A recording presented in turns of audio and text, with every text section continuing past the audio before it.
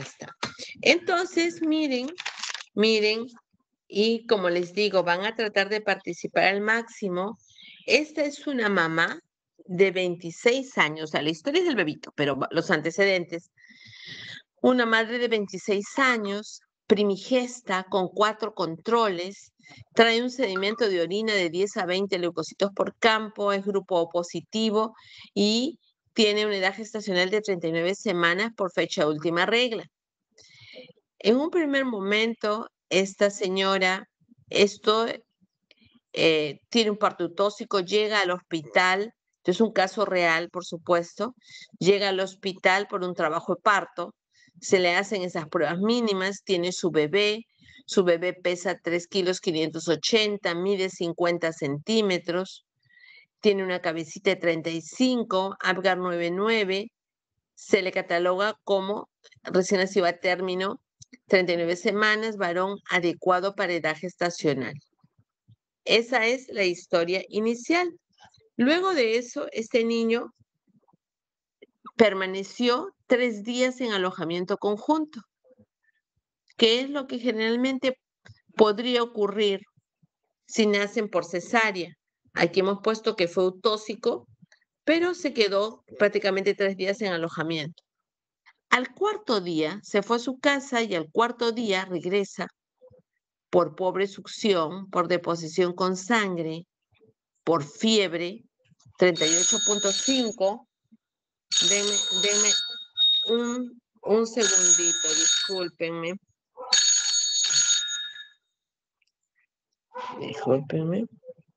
Entonces, 38.5, ingresa por emergencia, ¿ya? Y se evidencia periodo de apnea, ictericia moderada, dificultad respiratoria, ¿ya?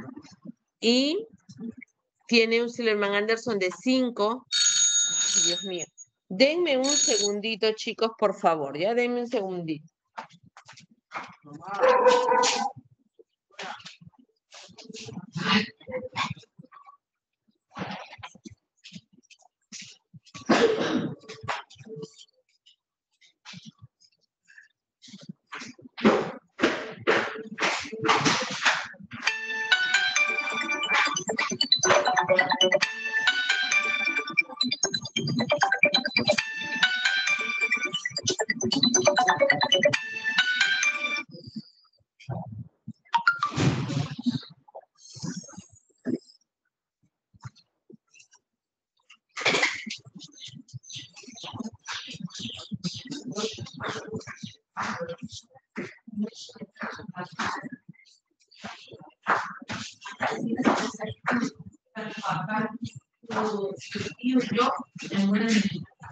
¿Vienes a la casa solo para hacer popó?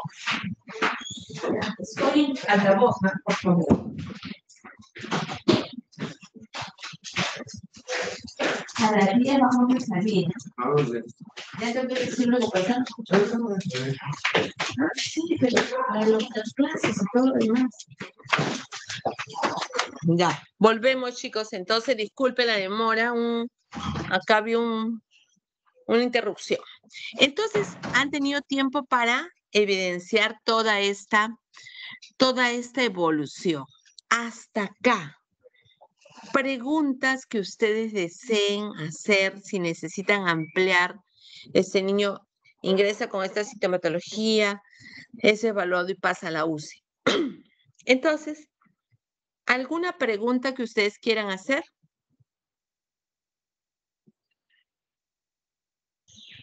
Doctora, buenos días. ¿Algún antecedente Buenos días. patológico en la madre o también nivel socioeconómico? ¿Cuál? Tu pregunta tiene que ser específica. Sí, los antecedentes Entonces, patológicos de la madre, por favor, ¿a qué te refieres? ¿A qué te refieres? Si tuviese una enfermedad anterior en el pasado, estuviese ¿A antecedente patológico cuál? de la madre, de la madre. Lo que pasa es que tú a una mamá no le vas a preguntar, señora, antecedentes patológicos, alguna enfermedad cualquiera, no. Tú vas a preguntar específicamente, ¿qué es lo que te interesa saber?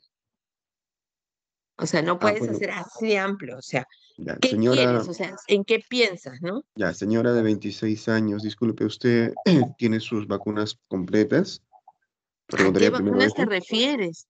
No, es que no puedes disparar así, porque la señora te puede decir sí y de repente ni sabe qué vacunas tiene el esquema de vacunación nacional. Ah, ya, entonces O la sea, pregunta está a dirigida muchos, hacia la madre. hasta muchos médicos, tú le preguntas qué tiene el carnet de vacunación del Perú y no lo saben.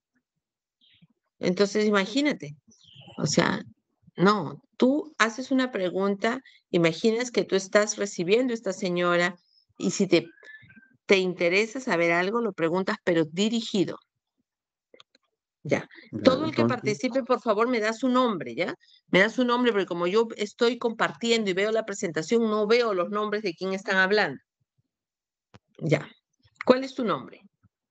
Felipe González Cárdenas. Ya. A ver, listo. Tu pregunta, aunque sea una pregunta, pero que sea dirigida. Bueno, le preguntaría a la señora si hay antecedentes de alguna enfermedad de transmisión sexual o tal vez de sífilis, también de citalomegalovirus o de rubiola, No que sepa. no que sepa, ¿ya? Ujú. Siguiente. A ver, ¿alguien más? Doctora, buenos días. Quería Sí. consultar si es ¿Tu que apellido? ¿Tu apellido? Natalie Limasca, doctora. Ya, dime. Quería consultar a la madre si el recién nacido está tomando solo lactancia materna o también está consumiendo fórmula. No, durante la época del hospital, los 3 días, solo leche materna y el único día que estuvo en casa también estuvo solo con leche materna. Y después ya no quiso succionar, su popó tenía sangre, lo noté muy caliente y por eso lo traje. Gracias, doctora. Ok. ¿Alguien más? Buenos días, doctora. Sandy Sí. Ok. Em, Sandy, ¿tu apellido? sí, Mendoza. Ok. A ver, te escuchamos. Ujú. Quisiera saber el grupo sanguíneo y factor RH tanto de la madre y del niño. Ya, de la madre sí te lo había dado y era O positivo. El bebé como que acaba de ingresar por emergencia, luego a la hora de los análisis lo vamos a ver. Cuando entra por emergencia, después de estar ese día en su casa, no está el dato, la mamá no lo sabe y se le va a pedir análisis y se va a pedir la historia antigua y ahí, la historia de cuando nació, y ahí vamos a ver el grupo sanguíneo. La mamá es O positivo. Muy bien, avanzamos entonces y ahora nos ponemos a esta. ¿Qué hacemos? ¿Qué hacemos? ¿Hemos hecho alguna pregunta? ¿Debemos llegar a arribar a diagnósticos? ¿Debemos ver sus exámenes? ¿Debemos esforzar un tratamiento? Y debemos ir controlando y retroalimentando. Muchas veces en la emergencia ustedes establecen en base a sus preguntas y al relato que tienen, que no siempre es el más completo, sobre todo cuando hacemos preguntas demasiado abiertas. Señora, ¿qué enfermedad tuvo usted? ¿Qué responderías? ¿No? O sea, si eres muy minucioso, tal vez cuentes desde el primer resfrío cuando naciste hasta tus 20 y tantos años actuales, todo, consecuencias y fechas y todo. Pero la gran mayoría de gente no. De repente ya ni se acuerda que tuvo el año pasado, ¿no? Entonces, a más cerrada la pregunta, mayor posibilidad de tener respuesta. Entonces, y luego diagnosticamos y luego pedimos análisis y esbozamos tratamientos que luego vemos si va bien o no va bien. Y si no va bien, reenfocamos, ampliamos. Y este es el círculo que generalmente vamos realizando en el día a día de nuestra atención médica. Entonces, ahora necesito que de toda esa información que se dio, se establezca qué factores de riesgo hay y qué repercusión podría tener en el bebé, que no siempre van a ver, pero que podría haber y veremos si esto tiene que ver con la historia de su reingreso, que es cuando tiene el problema o no. Vamos a irlo viendo juntos. Garibay, Muy buenos días, doctora. Sí. hola, ¿cómo estás? De todo lo hablado, ¿hay algún factor de riesgo que te llame la atención para que lo coloquemos acá y su repercusión en el bebé? Lo que me llamó la atención es que la madre haya sido primeriza, o sea, primigesta. Ya. El hecho de ser primigesta es un riesgo, perfecto, y de acuerdo. ¿Qué podría pasar con ese bebé cuya madre es primigesta?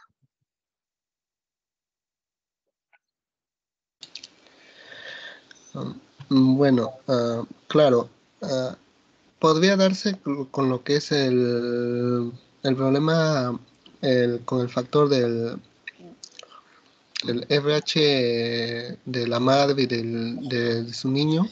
Ya, pero no, escúchame, no te pierdas. Quiero lo relacionado a este riesgo. Ya no te vayas a otro riesgo de factor RH. No, que sobre todo en el caso del factor RH es peor en el segundo bebé que en el primero. Claro. Ya, entonces nada tiene que ver con esto. Si tú lo has señalizado como factor de riesgo, es porque te parece que cuando ocurre esto hay algún problema con el bebé. ¿De qué problema estamos hablando? No recuerdo, doctor. Entonces no lo puedes señalizar como factor de riesgo. O sea, si yo lo señalizo como factor de riesgo es porque creo que hay una repercusión en el bebé.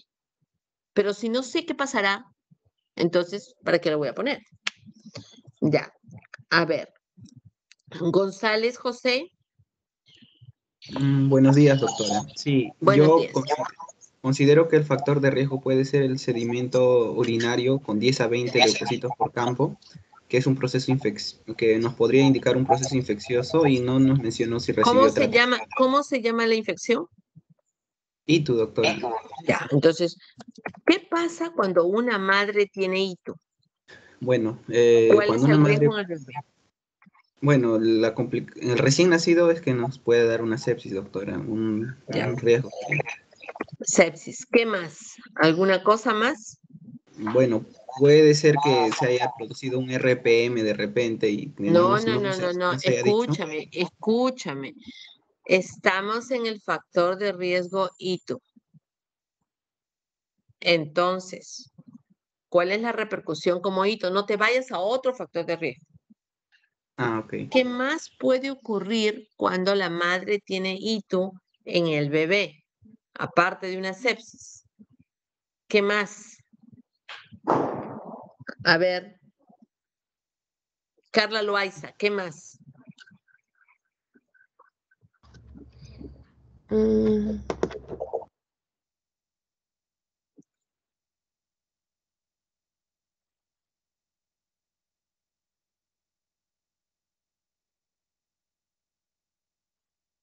López. Una meningitis, doctora. Ok, muy bien. ¿Algo más?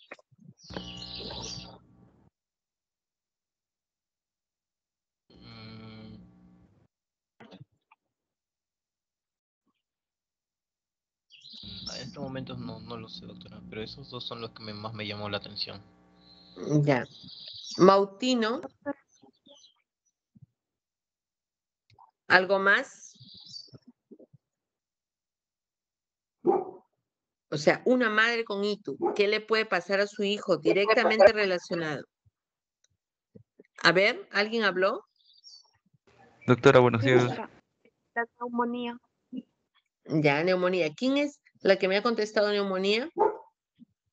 Caterina Karina. Caterín, ¿el apellido? Nacarino. Nacarino, ya está. Y está bien, neumonía está bien. Y también había alguien más que quería participar. Sí, doctora, buenos días.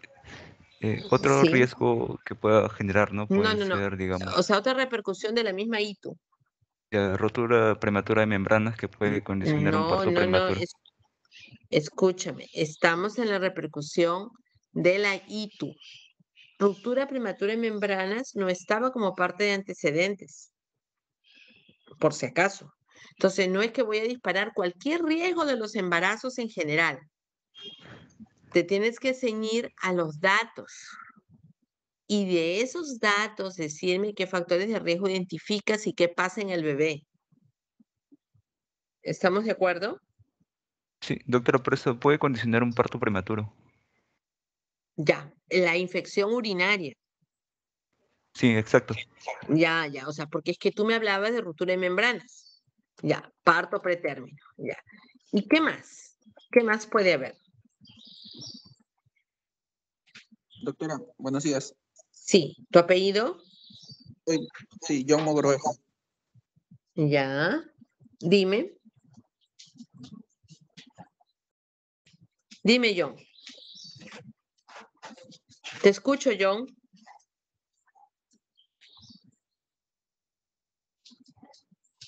Doctora, ¿podría también haber un síndrome de distrés respiratorio agudo como complicación de una ITU?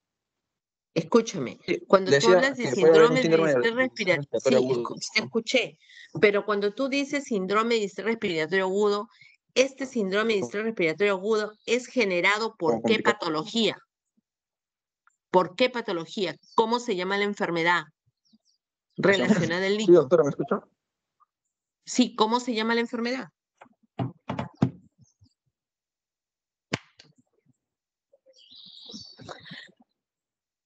¿Me escuchaste? Creo que se nos fue, no nos dijo quién estaba hablando. Sí, doctora. ¿Cuál es tu nombre?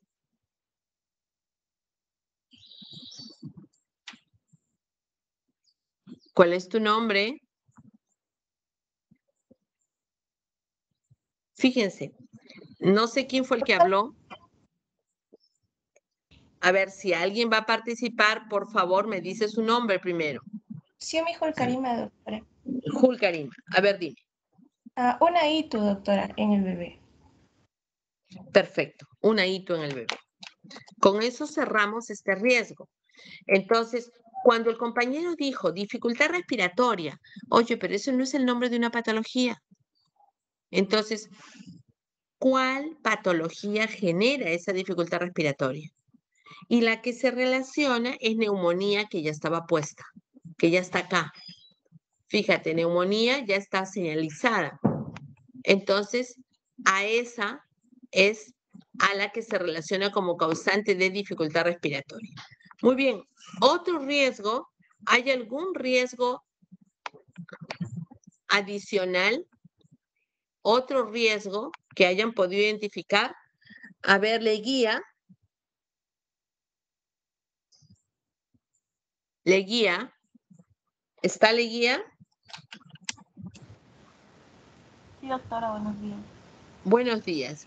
A ver, dime, ¿algún otro riesgo en este relato de la historia que tenga repercusión en el bebé? ¿Riesgo materno perinatal que te parezca que tiene relación?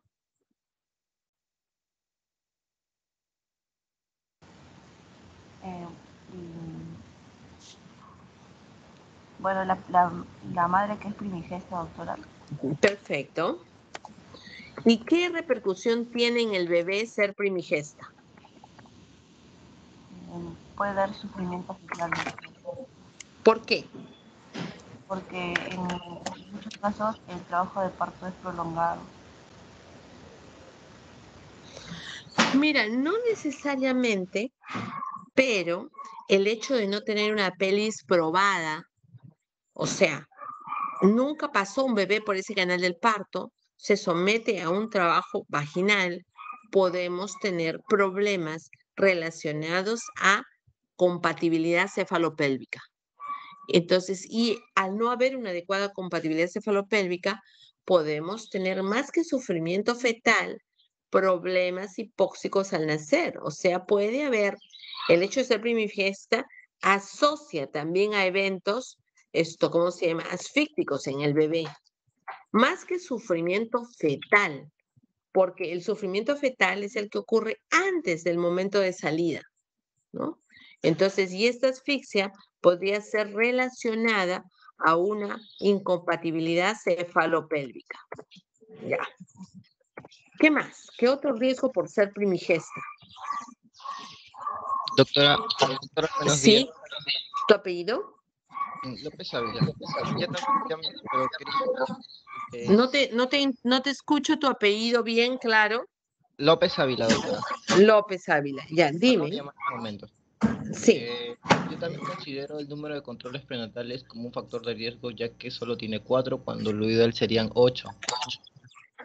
Ya. ¿Qué dice el Ministerio de Salud? Ustedes que ya llevaron ginecostetricia, ¿cuántos controles prenatales son los mínimos? 6, doctora. 6. Ya. 6, doctora. Ok, entonces sí tiene un control prenatal insuficiente. Ya. ¿Y qué riesgo nos da ese hecho, López, de tener un control insuficiente?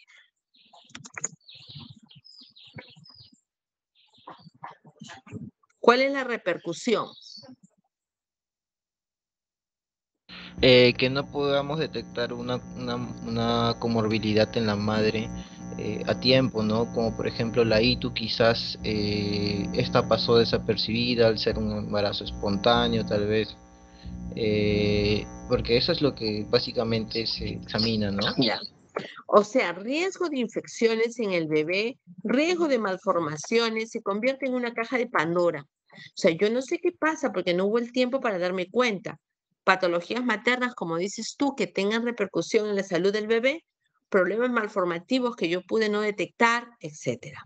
Entonces, es muy amplio, hay una lista bien grande asociada al control insuficiente. Ojo que esta ITU yo la he dejado pasar porque la hemos discutido, pero recuerden ustedes que cuando yo estoy hablando de una señora que tiene un sedimento solo de 10 a 20 leucocitos por campo y no tengo nada más, realmente no es un diagnóstico de infección urinaria. Podría, pero no estoy hablando de nitritos, no estoy hablando de, es diferente decir 100 leucocitos por campo que decir 10. Es más, mucha embarazada va a tener 10 leucocitos sin ser mayor cosa. 20 todavía ya medio cuestionable, pero tendría que haber algo más. Pero lo estoy dejando allí porque lo han tomado en cuenta y entonces lo estoy poniendo. Pero es una ITU así que no es tan categórica. Muy bien, ¿algún factor de riesgo más? ¿Algo más en el relato que tenga Doctora. repercusión en el... Sí, tu apellido. Jiménez Moza. Ok, Jiménez, dime. Doctora, dentro del relato que usted mencionó también, presenta el bebé ictericia moderada, también mencionó. Sí, pero Eso ojo, escúchame, eso ya está en la signología del niño cuando ya viene el cuadro clínico nuevo. Aquí estamos viendo factores de riesgo maternos o perinatales y la repercusión en el bebé. ¿Ya? Entonces, no es esa parte. Ahora luego ya vamos a llegar a lo otro. Ya. Ok. ¿Alguien más?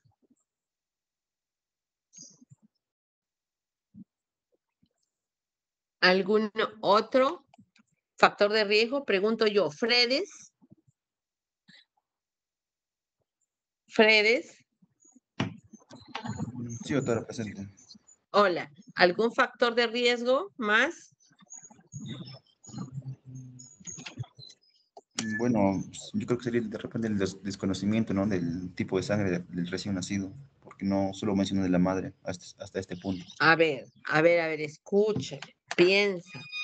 ¿Todos los bebitos salen de su barriguita con una tarjetita que diga mi grupo de sangre es este? Ninguno. Y cuando yo analizo los factores de riesgo maternos y perinatales, el grupo de sangre que tomo en cuenta para ese análisis, ¿es el dato del bebé o de la madre? De la madre. Claro, y el dato de la madre sí lo tienes. Entonces, ¿consideras que eso es un factor de riesgo o no? Por el momento no, doctora. Ok. Ya. Doctora, Doctora, una Sí, consulta. ¿quién el apellido? Efraín Malpartida, doctora. Dime. En el caso de la ITU, también puede dar hiperbilirrubinemia. Ok, no directamente relacionada, pero como muchas de las patologías puede dar ictericia. ¿Ya? Claro. Perfecto. Puede ser inmediata y de repente por eso está paciente ictérico, porque es una hiperbilirrubinemia inmediata. Podría. Ahora, te pregunto, lo que hablábamos hace un ratito con Fernando. El tema del grupo sanguíneo, ¿te parece que es un factor de riesgo o no?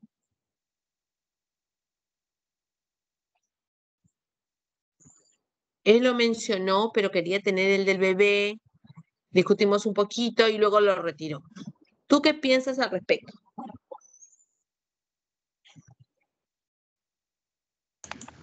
En el primer embarazo, no creo, doctora. Ya. Doctora, me A ver. gustaría participar con respecto a ese punto. Ya, ¿tu apellido? González Quispe. Ok, te escucho. Es importante sí saber, pero porque menciona solo el grupo O positivo, ¿no? Entonces, ¿verdad? Dijo. Ya, bueno, de todos modos sería importante saber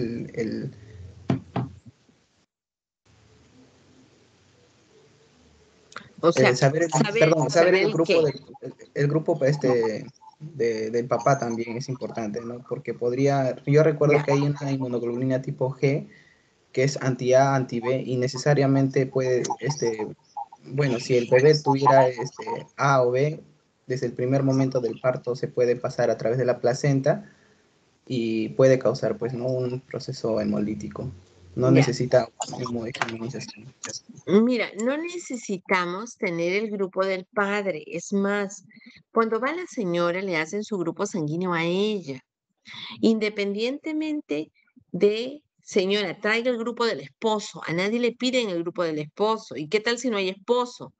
Entonces, el grupo O de la madre, el tener el grupo O mamá, no estoy hablando de factor RH, porque algunos dijeron no, porque es el primer hijo. Eso es para RH.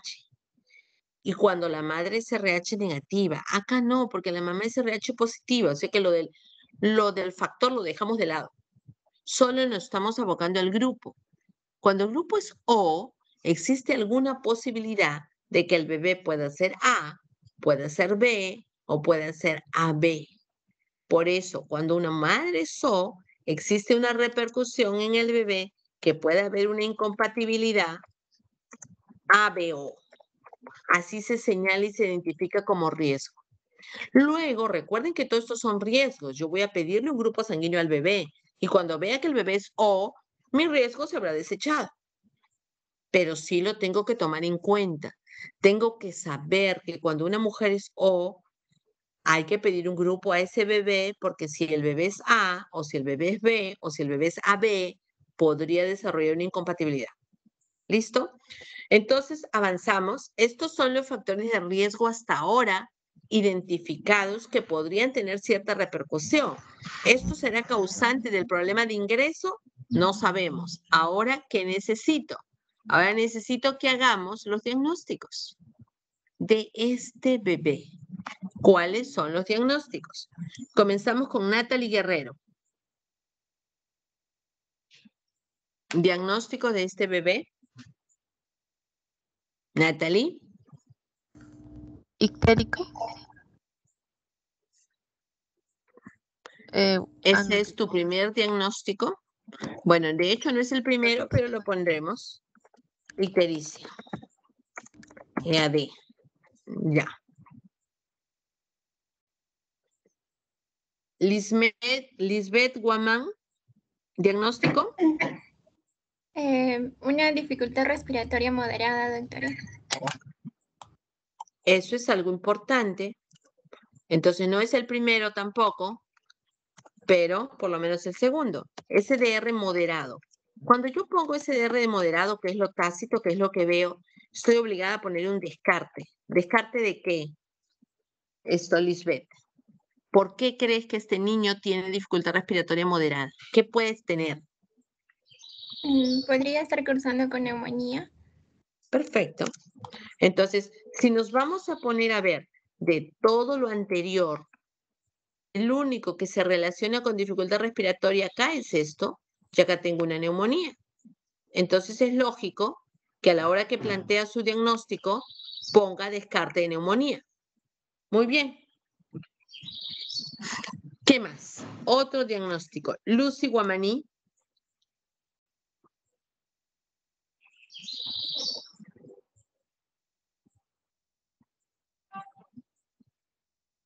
Lucy Guamaní.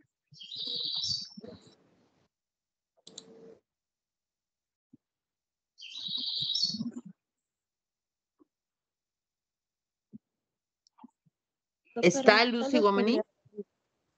¿Lucy? Creo que le mencionó, doctora, que iba a ir al hospital hoy día. Ay, tienes razón, estaba enfermita. Ya. Sí, doctor. Pedro Guaylimis.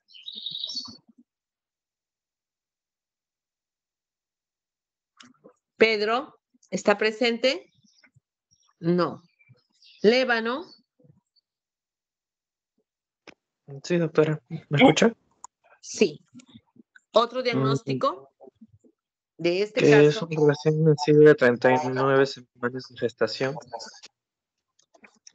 Ya. ¿Qué más?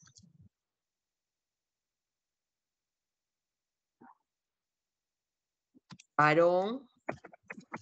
Adecuado para la gestacional. Y ese es el primer diagnóstico que siempre va. Tal vez alguien podría decir más específico, neonato de 4 días, porque no es el diagnóstico, no acaba de nacer con nosotros. Estamos viéndolo cuando regresa de emergencia por 4 días, ¿no? Entonces, tal vez podríamos poner neonato de 4 días y ser más específico. Ya, listo. Leiva.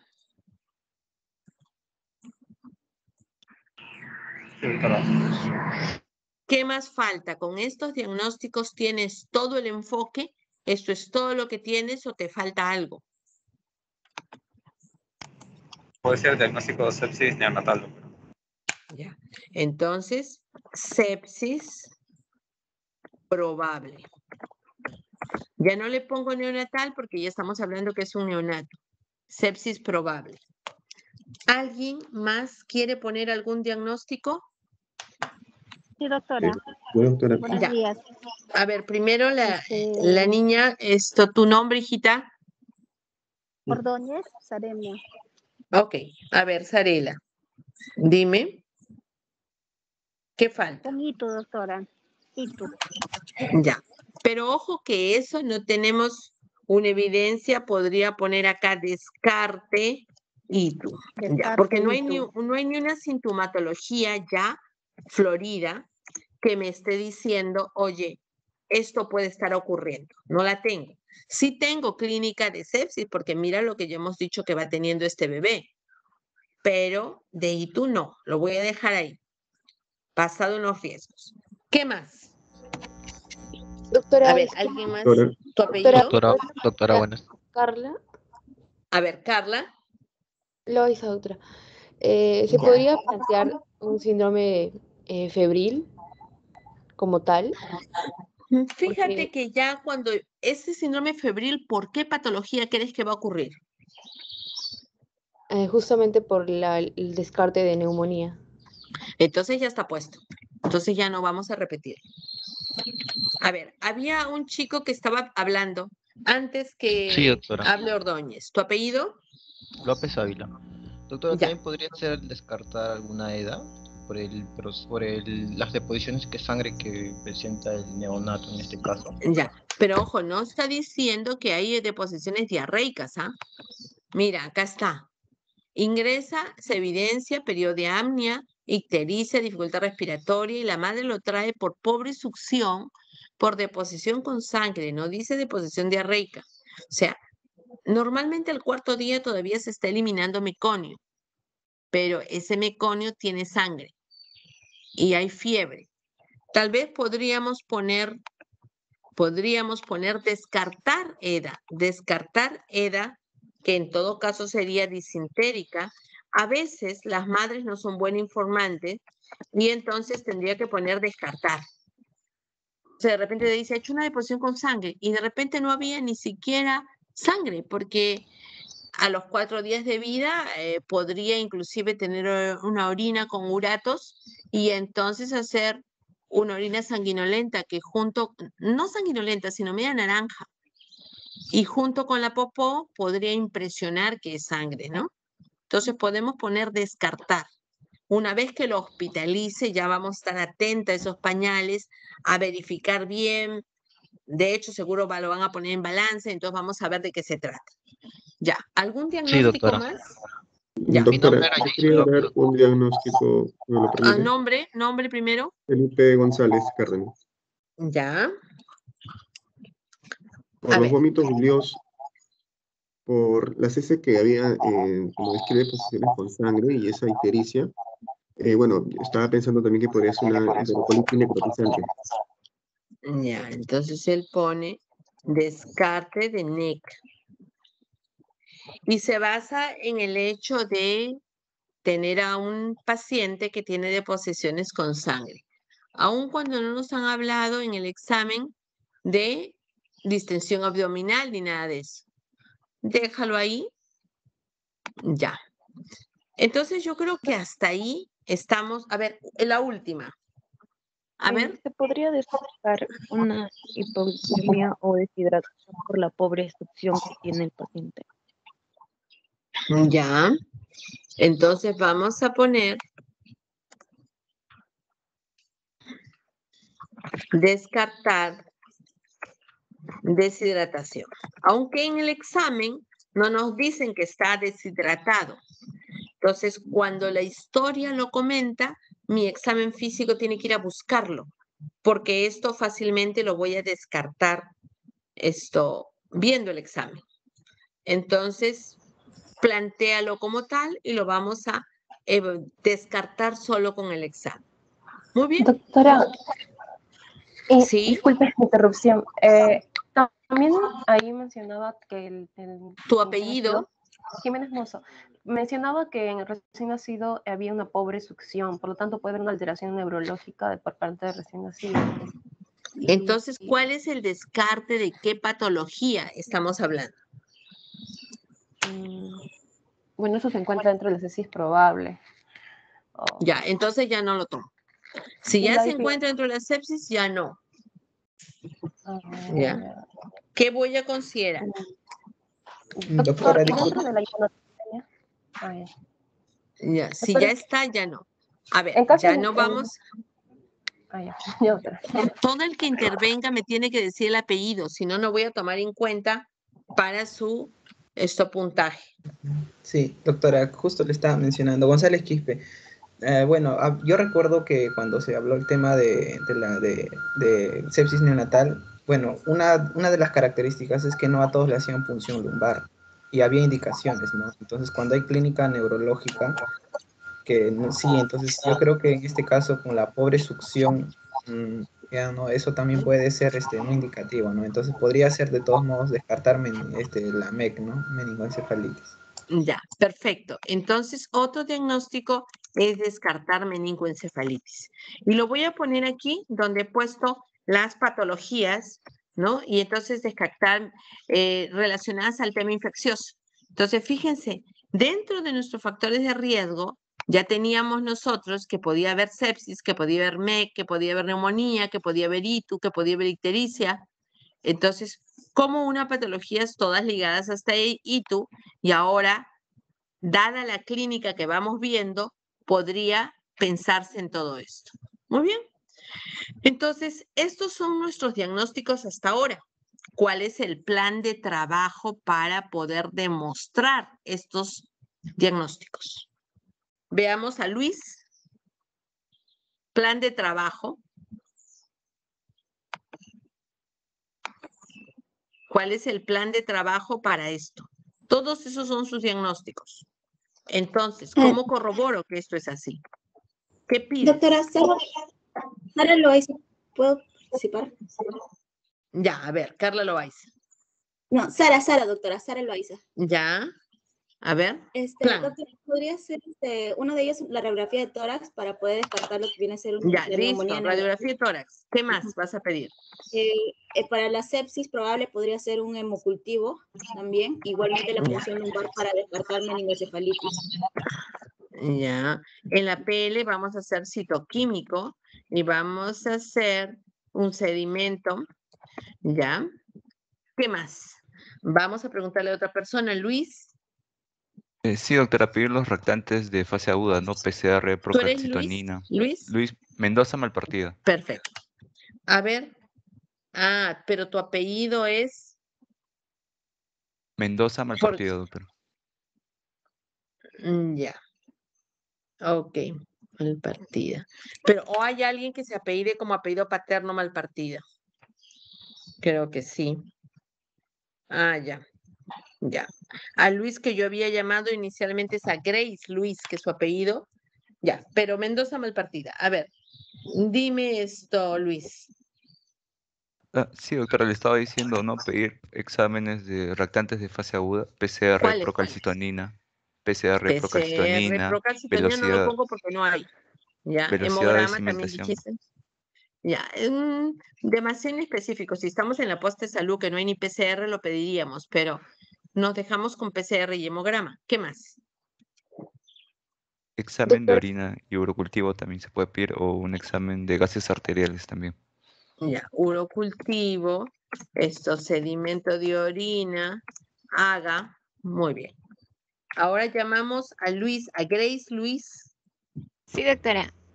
Bueno, otros exámenes que podemos pedir es bilirrubina para valorar el grado de ictericia.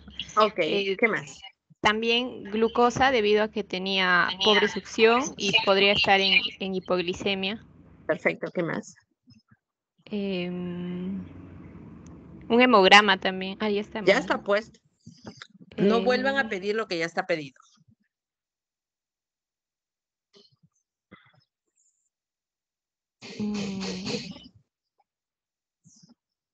No, eso, doctora.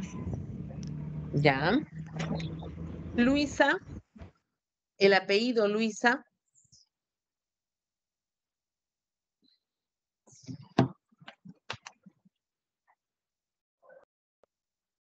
No, no es Luisa, es Luna. Discúlpame, Luna. Jesús Luna. Sí, doctora, buenos días. Sí, ¿qué más? ¿Podríamos pedir la prueba de... ¿Es un COMS directo e indirecto, doctora? Ya, dado que hemos puesto en los riesgos incompatibilidad y todo eso, entonces COMS, al bebé, ¿qué se le pide? ¿El directo o el indirecto? Al recién nacido el directo y a la madre el indirecto. Ya, a la madre no le vamos a pedir nada, que lo vea su ginecólogo. Nosotros vamos a pedirle al bebé directo. ¿Qué más?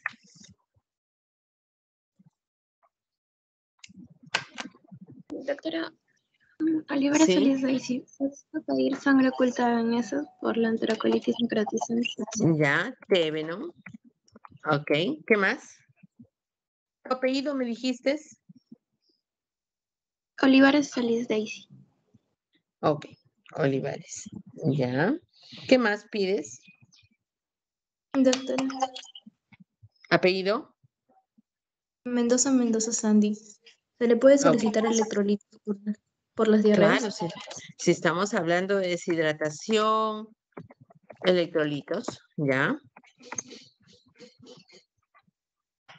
¿Algo más? ¿Alguien pide algo más? Doctora, Felipe González, ¿podría, para poder descartar, Felipe, sí. para poder descartar quizás un problema neurológico, y ya que está a término y focaliza, podría ser una tomografía del encéfalo? Ya. Antes de pedir tomografía, que representa un problema en nuestras instituciones, tienes que hacer el trámite con el CIS, tienes que llevarlo para que ver en qué hospital lo haces. En mi hospital no hay tomografía, que es el examen más cercano, que dado que es un neonato, me puede ayudar. Hola, buen día. ¿Qué cosa puedo pedir? estudio de imágenes que está más cercano. Doctora, ¿Qué disculpe, puede ser? ¿podría pedir un coprocultivo también? Bueno, pero ya te fuiste para el otro lado. Ok, si hemos hablado. ¿Ecografía, doctora? Claro, Ecografía, doctora. coprocultivo y ecografía cerebral para la función de lo que nos ha dicho su compañero. Ya más adelante probablemente podamos pedir la tomografía o la resonancia, no sé. Pero de hecho, si es que hay una signología neurológica, lo inmediato es la ecografía. ¿Qué más nos falta? Entonces, vamos a ver, ¿algo más? La última intervención de Matos. Doctora, un Matos, Tebelum. ya está puesto. Matos. ¿Está Sí, Matos? doctora. Ya, ¿Escucha? a ver, ¿qué más? ¿Qué más pides? Pensaba en recuento leucocitario en el índice inmaduros con neutrófilos, Ya, que debe entonces ser por acá, mayor. al lado del hemograma, saque usted el índice, ¿cómo se llama? IT. IT. Ya. ¿Qué más? Ahora, chequeemos. Para la neumonía tienen todo, para diagnosticar la neumonía, para la ictericia ya, para la sepsis, para esa probable infección urinaria en el bebé, para descarte de esa meningitis, para esa diarrea disentérica, para la enterocolitis necrotizante bastará pedir el Tevenon y con un Tevenon positivo ya diagnostico y no necesito nada más. No necesito absolutamente nada más para diagnosticar NEC. A ver, malpartida. Malpartida. Ya, está falto. No, sí, doctora, no, si no, no recuerdo, no, esa parte de NEC, porque no lo había tomado en cuenta. Ya, pero está escrito ahí, ¿no? Entonces todos pensamos en función a los diagnósticos de todos como grupo. A ver, ¿quién Doctora, se le ¿puede ser ocurre? la radiografía Lógico, abdominal? por Radiografía supuesto. abdominal. está en el- Radiografía abdominal. Ya, radiografía abdominal. Muy bien. Para ver si hay algo de eso. Ya. Y ahora, fíjense en la historia. ¿Qué más les falta pedir? Un niño que entra con pobre succión, con deposiciones con sangre, con fiebre, que hace apnea en la cara de todos, que hace ictericia, que está agitado, que está febril. Entonces este paciente rápidamente es intubado, para eso se lleva a la UCI, para ponerlo en un ventilador, pero hay evidencia de pérdida sanguínea. ¿Qué les falta pedir? Les vamos a allá dar algo y es un perfil de coagulación. ¿Por qué está haciendo la deposición con sangre? ¿Es porque tiene una diarrea disentérica, pero no hay datos de diarrea? ¿Es porque tiene una NEC, pero la radiografía de abdomen va a salir normal? ¿O es porque tiene un trastorno de coagulación, que eso también podría generar, pues, el hecho de hacer evidencia de sangre? Muy bien, hasta ahí estamos con el plan. Ahora nos vamos con la terapéutica. ¿Qué cosa vamos a hacer con este bebé? Aquí yo tenía, a ver, déjenme otra. No he tomado. Ya, espérate, con el puente, espérate, sino que me están escuchando. Esperen un ratito, chicos.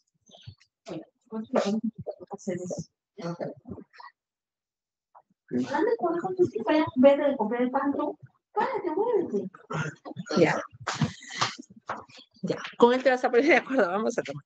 Ya, a ver chicos, volvemos. Aquí ustedes van a ver un poquito menos de diagnósticos, 38 semanas, varón, neumonía, sepsis, trastorno de coagulación, pero nos quedamos con todas estas posibilidades. Algunas podemos ir descartando, el paciente luce hidratado, sus electrolitos están bien, entonces su placa de abdomen salió no compatible con NEC, el Tevenon sí fue positivo, no había diarrea, se vieron las deposiciones traían sangre, pero no era una diarrea, ¿ya?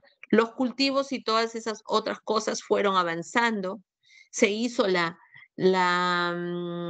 punción lumbar, muy bien, Y ahora, por eso vamos quedando como lo de neumonía, sepsis, ya han hecho su plan de trabajo, ya han hecho sus exámenes auxiliares, ahora tratamiento. Vamos con el tratamiento. Matos.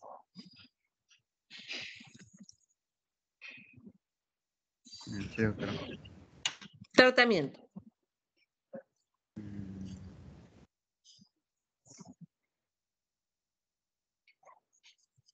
Un, dos, tres, se nos va el tiempo. No,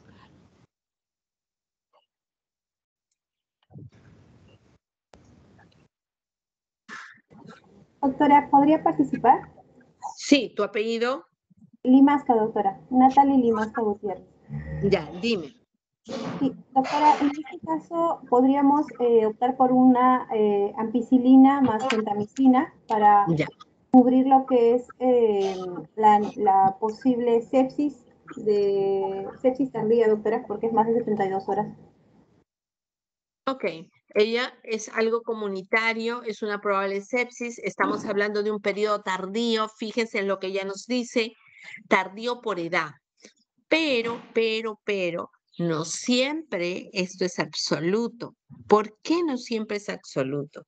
Porque si bien es cierto, la clínica desbordante aparece el cuarto día cuando la señora regresa, pero yo no sé si realmente ya hubo cosas el día 3 o el día 2, porque dicho sea de paso, nosotros hemos vinculado y había riesgo vertical de sepsis.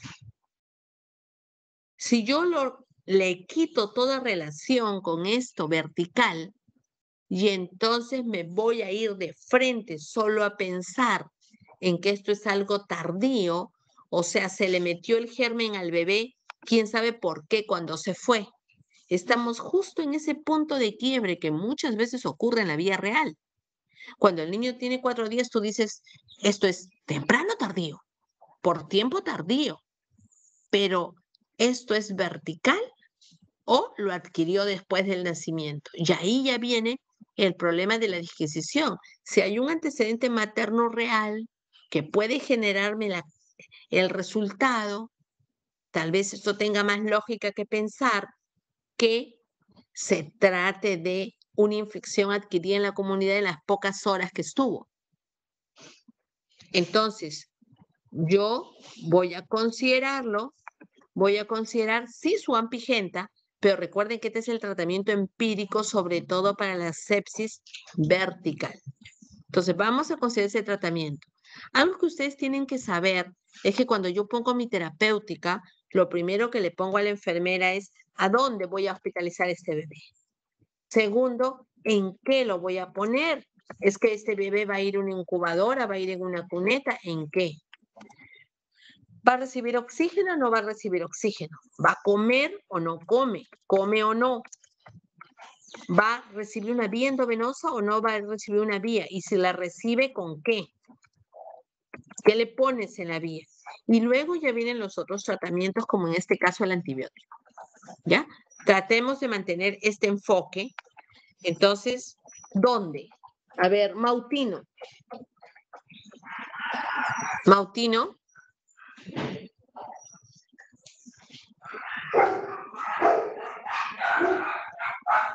Mautino.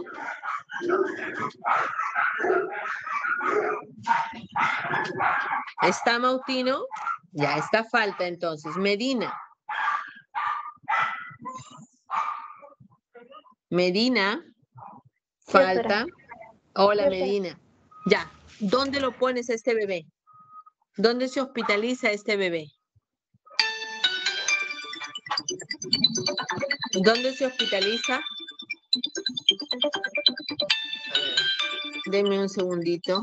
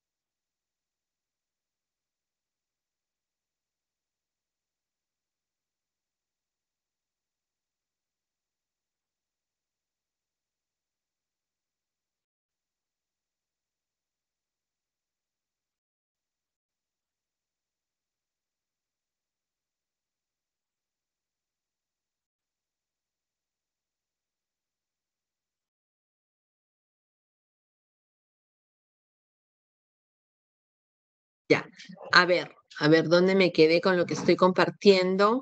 Aquí estamos. A ver, ¿dónde? Doctora. Ya. A ver, denme un segundito nuevamente. Espérame, Jonathan, un ratito. Jonathan. Bueno, ya. A ver, ¿dónde? ¿Dónde lo hospitalizamos a este bebé? Doctora. ¿Dónde lo hospitalizas? En UCI, doctora. Bueno, había referido ahí anteriormente. Ingresa a UCI. Ujú. Entonces pasar a UCI. ¿Qué más? ¿En qué?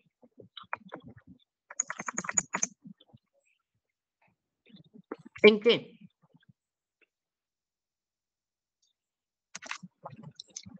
Medina, ¿en qué lo mandas?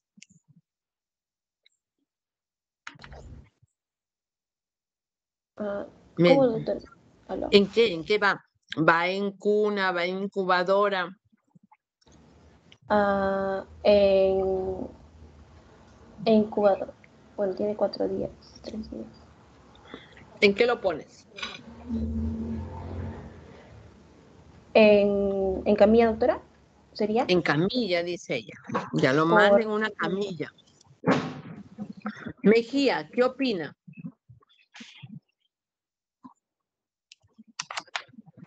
Buenos días, doctora. Hola.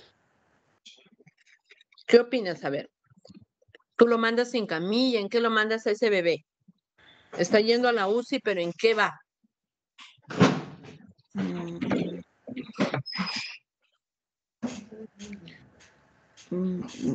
Bueno, se le envía en camilla, doctora, pero creo que hay unas, cuando ingresan a UCI, son unas camas especiales que van también con equipos para lo que es la monitorización del neonato, ¿no?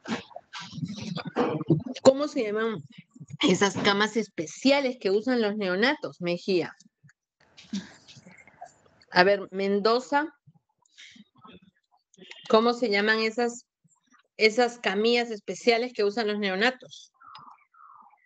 Mendoza, Doctora, Luis.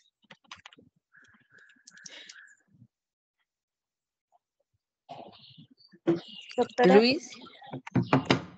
A ver, espérate un ratito, estoy preguntando a Mendoza, Sí, Luis. sí, doctora, incubadoras. Incubadora, no son camillas, no son unas camas especiales que no sé qué será. Los neonatos, fíjense, cuando un neonato tiene una patología de cuidado, está muy crítico, está mal, lo voy a poner en una incubadora. Si lo pongo en una cuneta, lo tengo que vestir, porque no lo puedo dejar desnudo en una incubadora, en una cuneta, porque se va a enfriar. Y el lugar donde lo puedo poner solo con su pañal y con todo el torso y el cuerpo desnudo para poder monitorizarlo y mirarlo a través de las paredes es la incubadora. Y entonces la incubadora se indica incubadora a servocontrol para temperatura corporal 36.5 grados centígrados. Siempre y cuando la incubadora que yo tengo tenga servocontrol. ¿No? Ya, a ver, déjeme un segundito.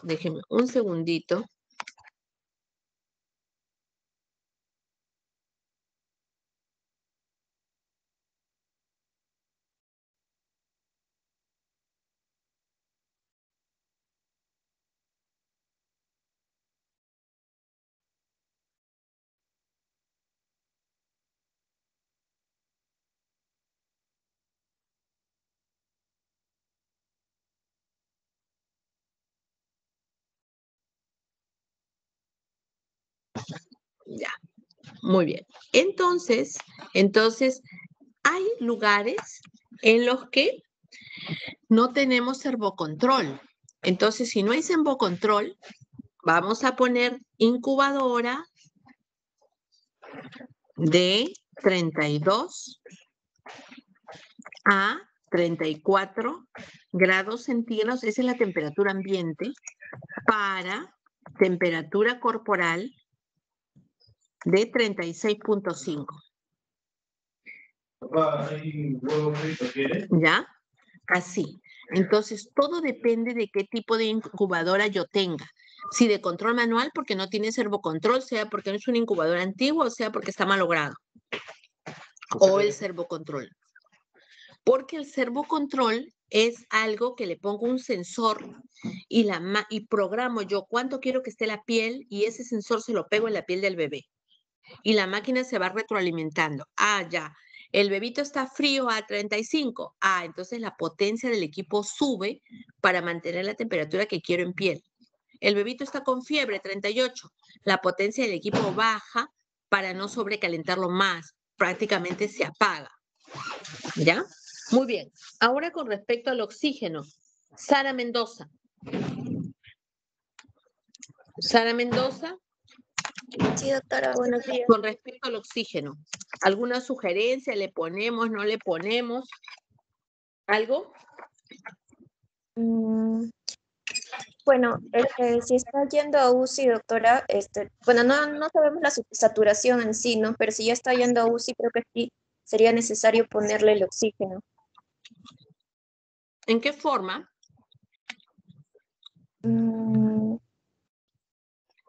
Sí. Se me ha ido el... No recuerdo, doctora. Ya. A ver, alguien que todavía no haya llamado. ¿Le guía alguna sugerencia?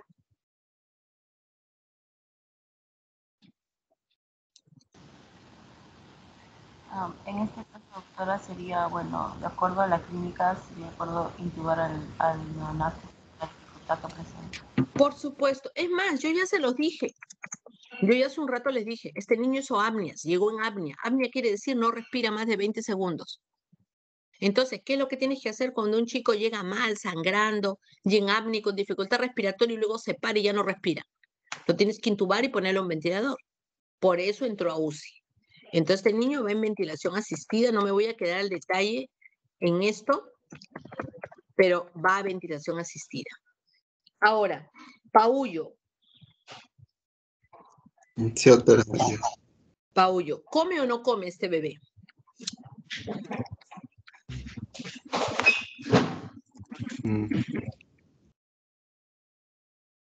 No, por su estado no va a comer, doctora. Ya, entonces NPO. De acuerdo. Endovenoso, le tenemos que poner una vía. ¿Qué le pones en la vía? Destroza. Ya. Entonces le vamos a poner una vía con destroza sola o con algo más.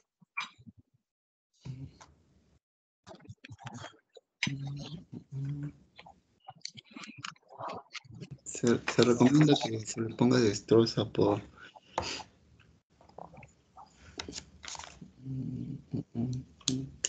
Pero destroza sola. Con... Alguien que lo ayude.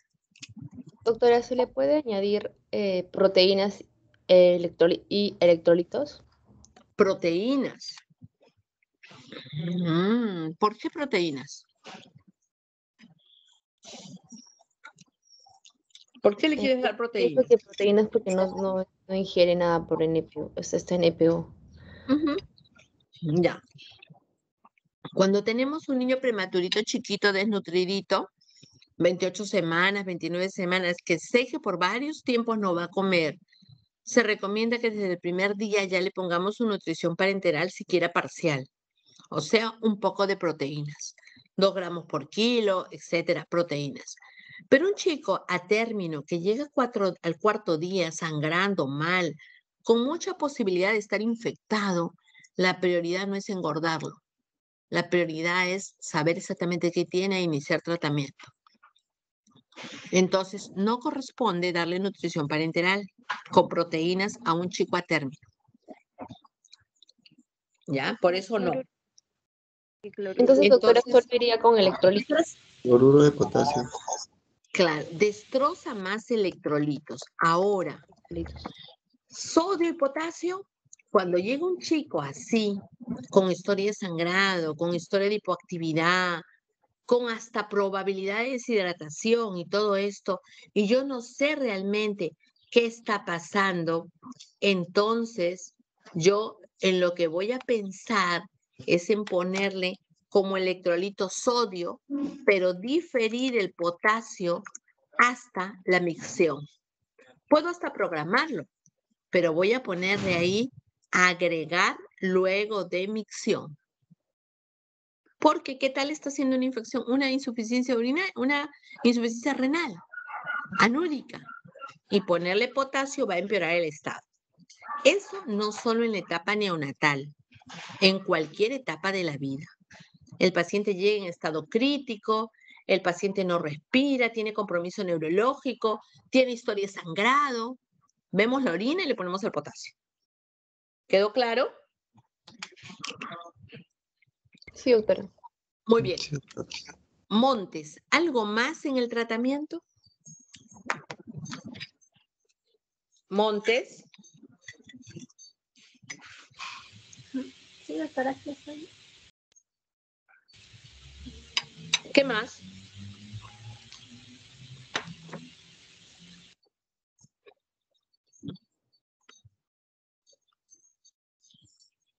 ¿Algo más en el tratamiento, Montes? No te escucho. No sabría qué más, doctora. Uh-huh.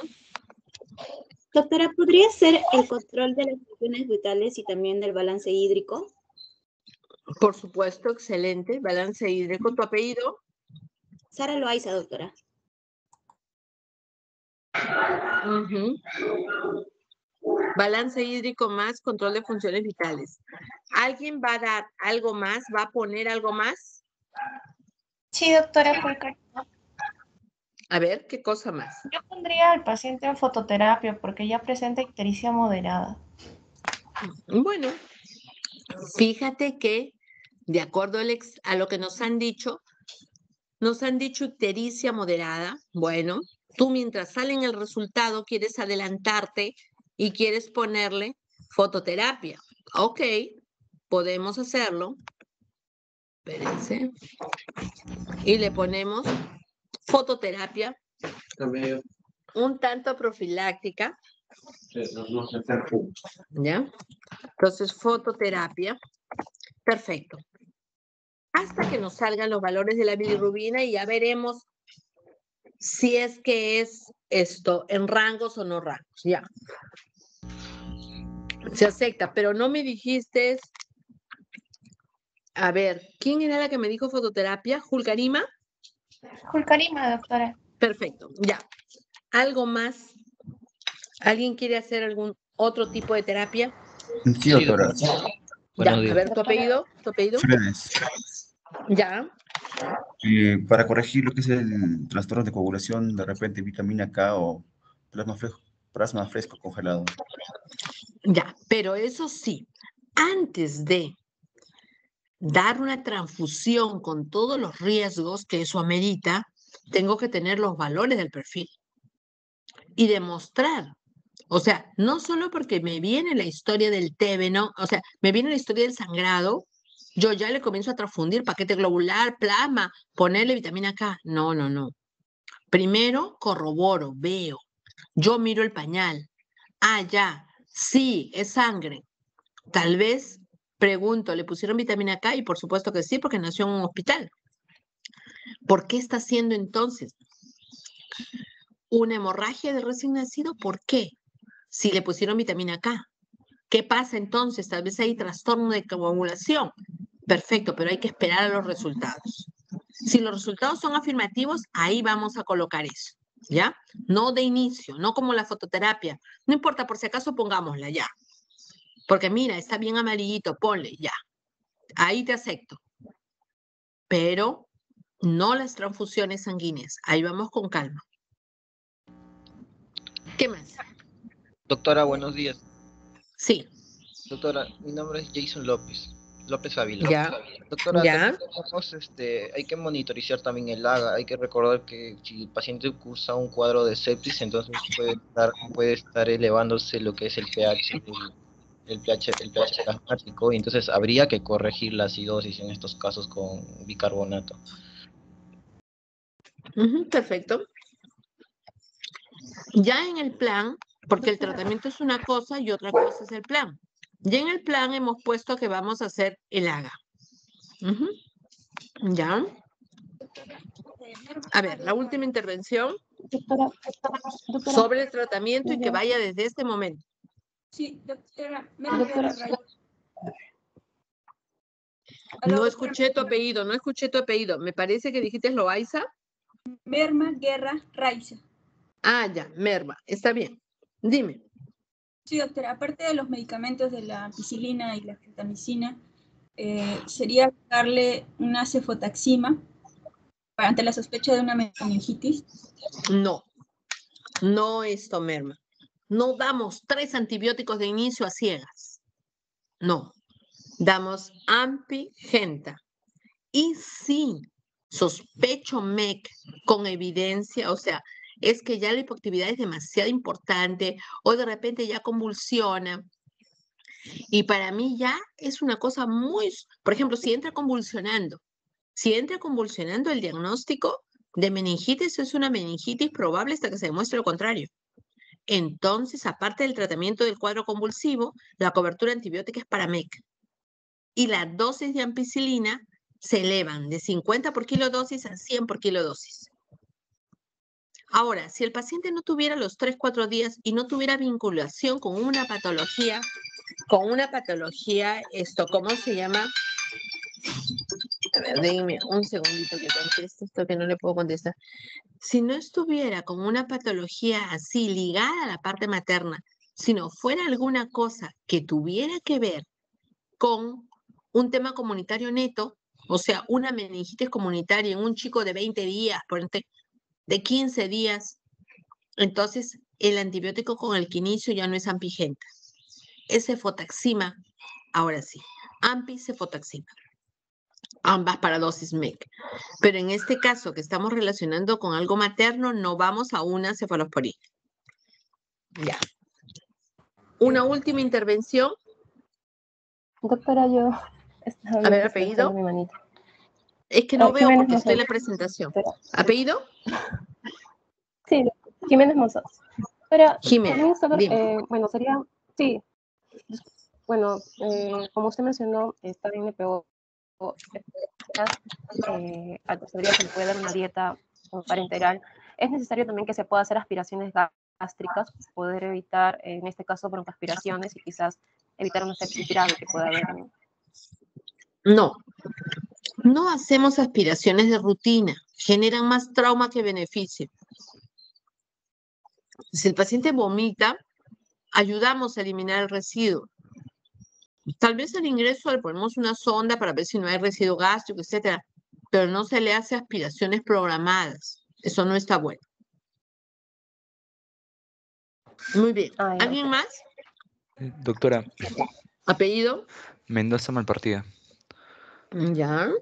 Bueno, si tenemos la sospecha de que esta sepsis se puede deber a este agente del estreptococo beta hemolítico, el grupo B, que es el más frecuente, podríamos dar ya una terapia más específica y cambiar la ampicilina por la penicilina G benzatínica. Ya. Fíjense ustedes. Revisen literatura de sepsis y se van a dar cuenta que el estreptococo del grupo B es la primera causa de sepsis para Estados Unidos, para países nórdicos, europeos también, o sea, de la línea ecuatorial para arriba.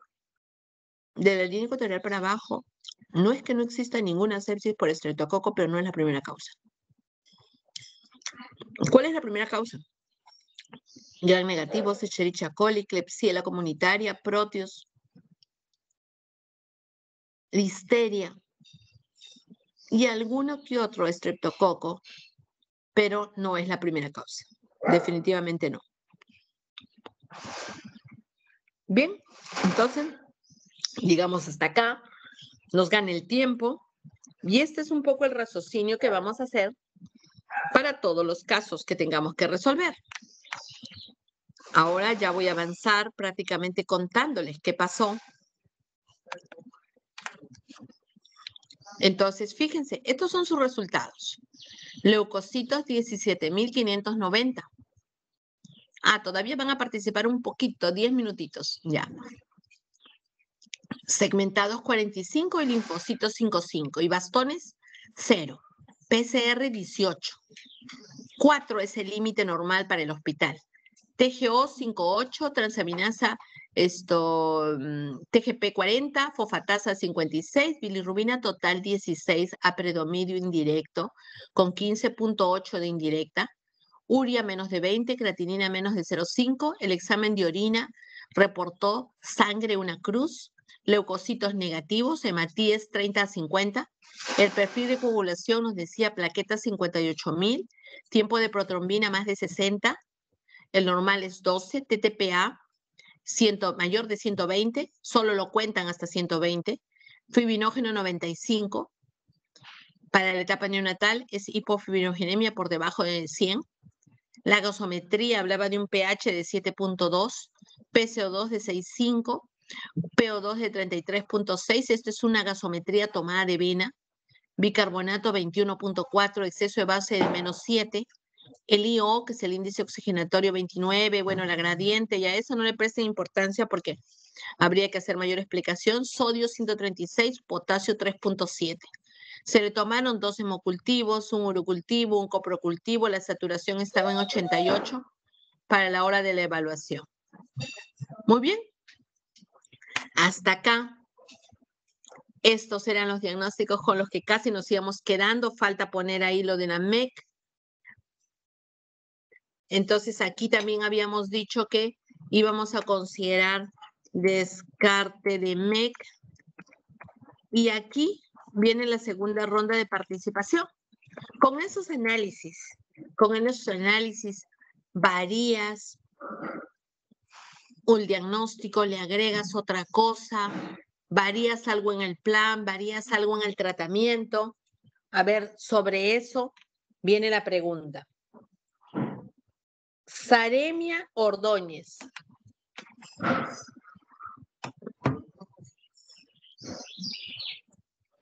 A ver. Sí, doctora, cambiaría en el tratamiento, pues como tiene diagnosticado ya los leucocitos elevados, en ese caso ya hemos descartado el hito. Entonces se cambiaría por un beta lactámico, o si no podemos también poner macrólico no, porque la gentamicina, la metamicina, puede ser macrólico, una citrosona, doctora. No, beta-lactámico, citrosona. Ajá. A ver. ¿Alguien está de acuerdo con ella? ¿Alguien de acuerdo con ella? A ver.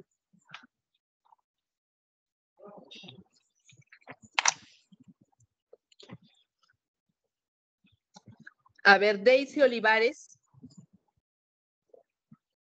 No estoy de acuerdo. ¿Qué harías tú con respecto al antibiótico? ¿Cambias, mantienes?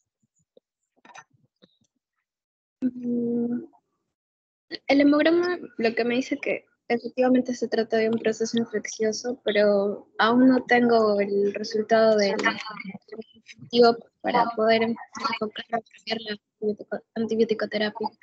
Completamente de acuerdo contigo, ¿ya? Completamente de acuerdo contigo. No vamos a cambiar cobertura porque veo un hemograma normal o alterado. Mi posibilidad diagnóstica es en base a antecedentes y a clínica.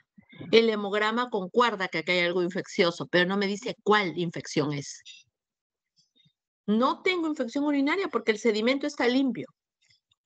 Por eso en el diagnóstico ya no está infección urinaria.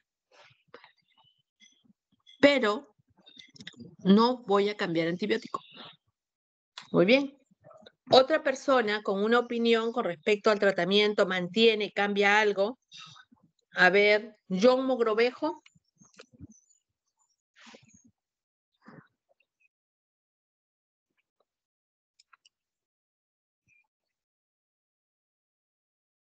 Sí, doctora, ¿me escuchó? Ya. Sí, a ver, dime. ¿Mantienes? ¿Cambias algo?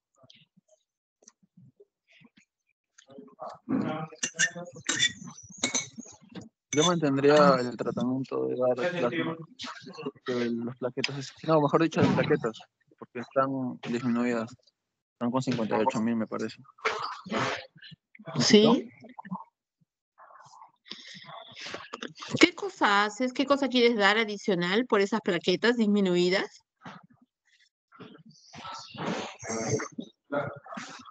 ¿Mm? Te entendí que las plaquetas están disminuidas y tienes razón, están disminuidas. Pero no te entendí qué cosa querías dar por eso.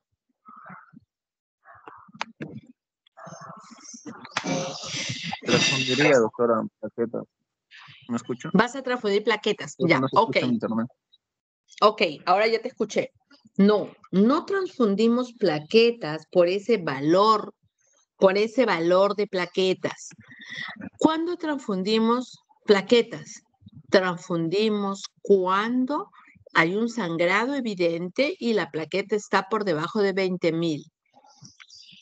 Sí, no tengo ningún sangrado.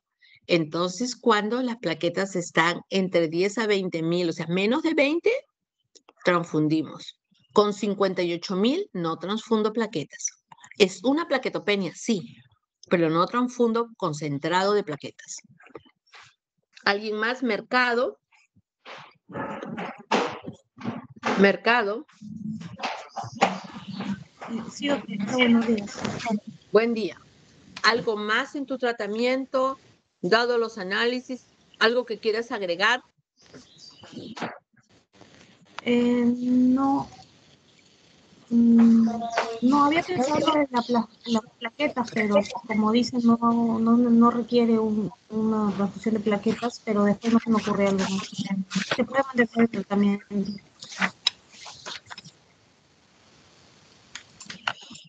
Doctora, Sí. Yo quisiera opinar sobre ese punto también. A ver, Bueno, ¿cuál es tu apellido? González Quispe José. Ya, a ver, ¿qué dices, González? Bueno, si me está diciendo que el tiempo del TTPA está más allá de 120 segundos, aparte que el fibrinógeno está, o sea, en realidad sí hay trastornos de la coagulación, además que sí se ha evidenciado sangre. Entonces, por eso que yo tendría que corregir esos factores de coagulación. Ya, Y para entonces, ello, ¿qué pues, creo que pones? plasma fresco congelado, doctora, que va a tener no solo Claro, fibrinógeno, sino los otros. claro. Por debajo de fibrinógeno de 100, inclusive en un paciente sangrando, podemos poner crioprecipitado. Lo que pasa es que las plaquetas, dentro de todos los componentes sanguíneos, es el que más reacción va a generar y menos efectiva va a ser a más número de transfusiones. Y sobre todo, el tiempo de durabilidad es poquísimo. Entonces, yo tengo un trastorno de coagulación tremendo, que me da un poco de todo. Entonces, el plasma fresco congelado. ¿Qué me mejora el fibrinógeno? El crioprecipitado.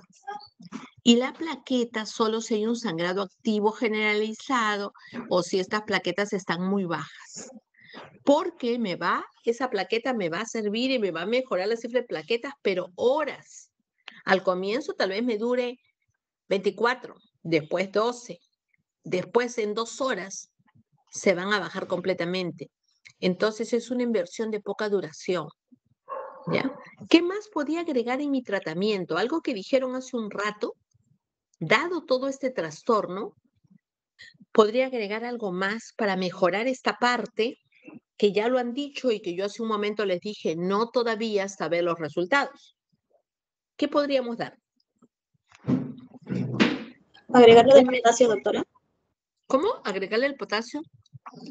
Eso de acuerdo al balance, a ver si ya está orinando, agregamos el potasio. Y sí orinó y sí le agregaron el potasio, pero específicamente en relación al trastorno de coagulación. ¿Qué cosa Sí, doctora. podríamos agregar? ¿Qué? La vitamina K, La doctora. vitamina K. Ahora sí podemos agregar la vitamina K. ¿Cuál es tu apellido? José González Quispe. Listo. Muy bien, José.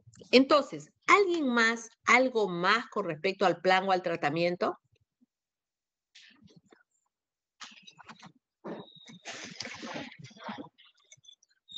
¿Alguien quiere agregar algún diagnóstico porque se le ocurre que pueda hacer otra cosa aparte de lo que estamos enfocando?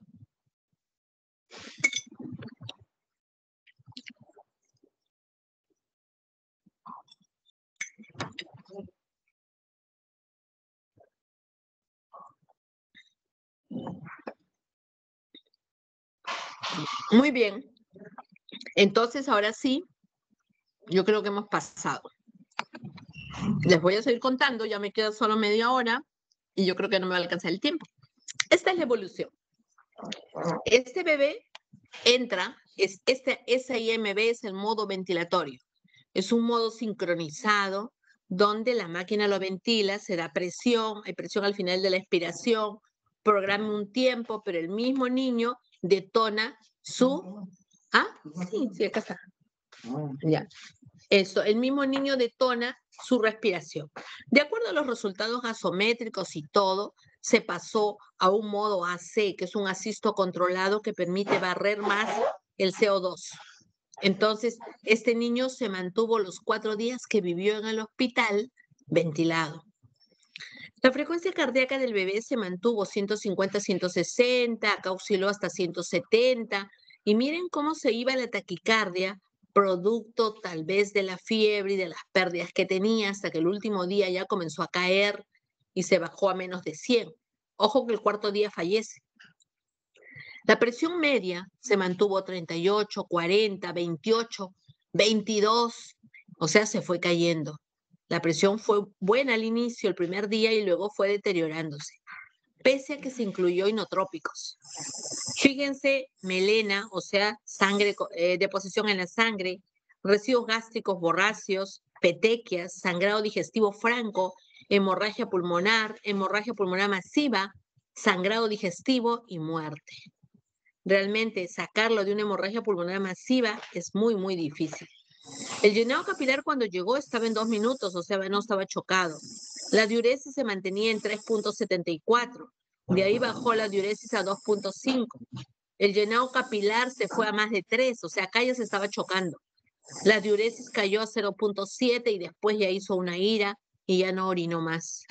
Había distensión abdominal el primer día, que fue aumentando, pero la radiografía hablaba de edema interasas, más que signología propia de NEC. El niño estaba ictérico, no se le puso fototerapia de inicio, pero después de los resultados ya se le puso en fototerapia y se mantuvo en fototerapia hasta su muerte. Estaba hipoactivo, tornaba irritable, hipoactivo, convulsionó el 3.er día. Realmente a este paciente no se le hizo punción lumbar, se le hizo un inicial que fue al citoquímico y al cultivo que no sacó nada. Al 3.er día, cuando convulsiona, se plantea volver a hacerle, pero ya no se le hace por el trastorno severo de coagulación que tenía y los sangrados que tenía por todo lado, hematuria, y fallece. Hasta aquí con esa evolución. ¿Algo que agregar alguno de ustedes? A ver, 3 participaciones más.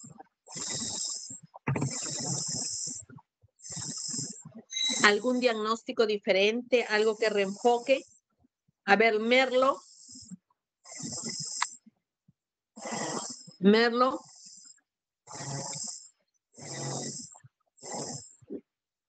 Merlo no está. ¿Sí estás? Sí, doctora. Ya. ¿Algo más? Firmar el diagnóstico de neumonía, doctora. Bueno, algo diferente, algo que te haga cambiar la posibilidad diagnóstica, te he dado la evolución, te he contado hasta cómo termina, algo que no te calce de lo que hasta ahora tienes, o algún otro examen, o algún otro enfoque, algo que decir, es lo que esperabas. A ver, Minaya, Manuel Minaya. Sí, doctora. Bueno, yo esperaría lo que es el examen de rayos X, ¿no? De tórax. La radiografía de tórax mostró, sí, una neumopatía con compromiso intersticial.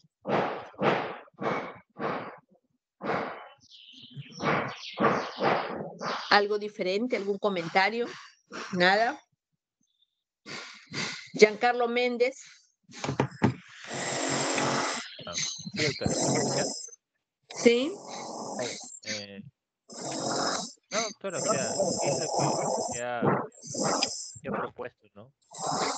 Más bien, que se haga también.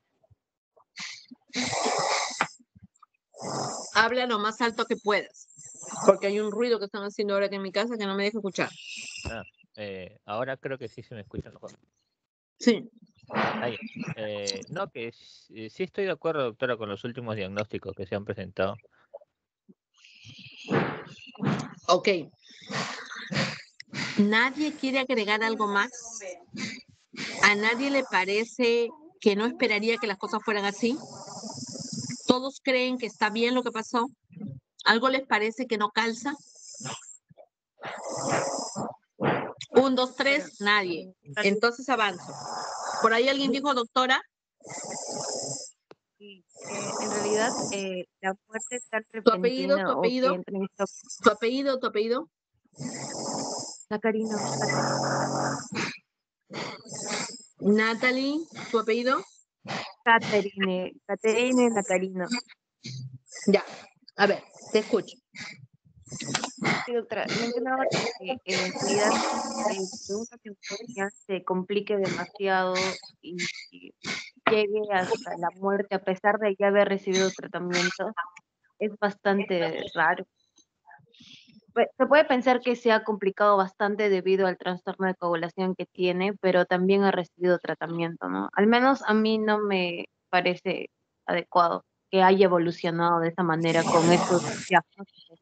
En realidad no se me ocurre cuál podría ser otro diagnóstico, pero creo que le falta algo. Perfecto.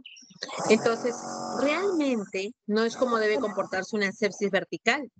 No es como debe comportarse cualquier sepsis por los gérmenes comunes que podemos tener. Sí hay mucho trastorno de coagulación y vamos a seguir viendo qué pasa. Entonces, esto fue su tratamiento. No comió ninguno de los 4 días. El primer día le dieron un volumen de 110 cc por kilo. El segundo día recibió a 130. Un VIG de inicio 5, después 6, después 8, de acuerdo a cómo iban las cifras de glucosa. Por acá comienza a elevarse la cifra de glucosa, bajan VIG de 6, inició ampigenta, pero al tercer día, dada la evolución tórpida que tenía, rotaron a mero banco. Inició solo con cloruro, después agregaron potasio, pusieron un catéter percutáneo para iniciar inotrópicos, arrancó con DOPA 8, subió, fue escalonando en el transcurso de las horas, fue a DOPA 15, Dobuta 15, para el cuarto día estaba con DOPA 4, con Dobuta 20 y adrenalina, y esto es lo máximo que tenemos en inotrópicos, porque el paciente se estaba chocando, seguía sangrando y no paraba. Entonces, se le pasó plasma fresco congelado, llegó a recibir plaquetas porque las plaquetas se cayeron a menos de 10.000, convulsionó el tercer día, así que recibió fenobarbital y se quedó con mantenimiento. Recibió omeprazol también por el sangrado digestivo, vitamina K, se le sedó con fentanilo, se llegó a utilizar bicarbonato porque hizo una acidosis cada vez más importante. Entonces ya no tenemos tiempo, voy a avanzar cómo estaban los exámenes auxiliares. Al inicio hizo una glucosa de 28 con VIG 5, por eso subieron a 6. Ahí ya se mantuvo glucosa 60, 75, 67. Las plaquetas cayeron a 49, a 38, a 10.000. La gasometría estaba acidótico, con exceso cada vez peor. Miren, pH 6,8, exceso de menos 15, exceso de menos 25. Acá ya recibió bicarbonato. El PCR 18 subió a 23. La creatinina subió a 1.7. Los hemocultivos que se volvieron a seriar al comienzo y al tercer día cuando se rotó antibióticos siempre estuvieron negativos. El hemograma de 17.000 cayó a leucocitos 6.500 y no había desviación izquierda.